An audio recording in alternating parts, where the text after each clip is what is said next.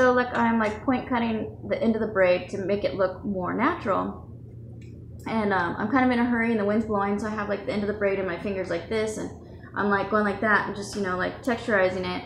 And next thing you know, I don't even know how it happened, I'm like just completely, like, I don't even know if you probably can't really see it anymore. It's totally healing. Yeah, it doesn't even look bad anymore, but it was bad.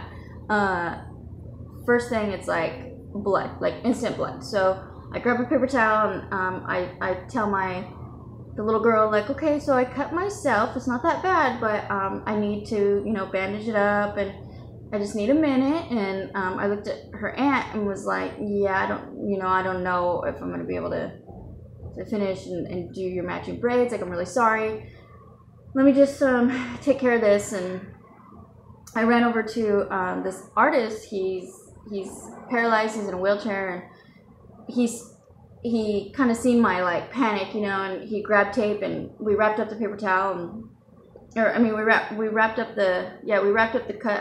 I had a paper towel on it, and he taped it up with his tape, and there's still like blood coming out of the tape and everything. So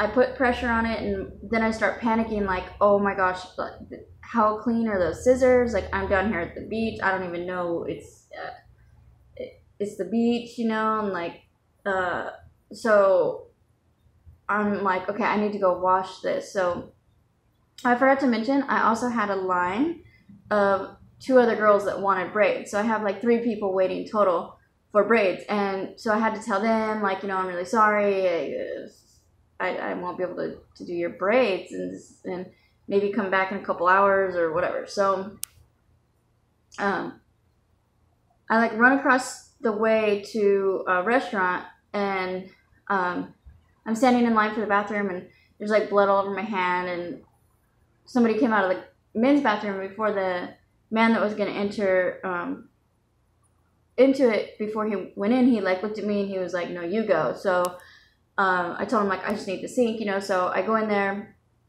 take off the paper towel, throw it in the trash can, and rinse it out, clean it with soap or whatever. And of course now there's like more blood, you know, just like watery blood, like.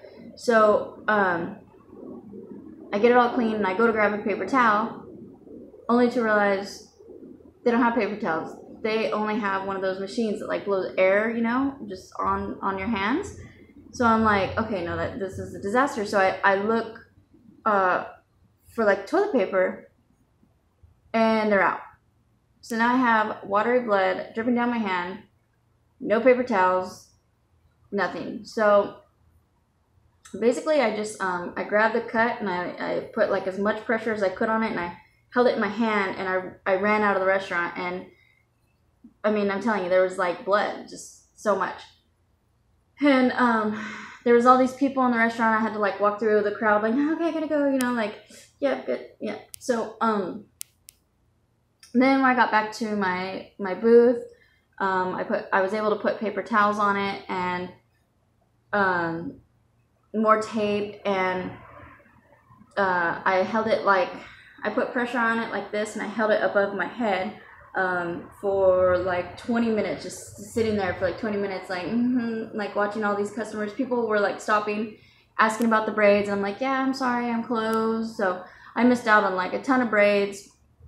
And let's see, luckily some of my, so there's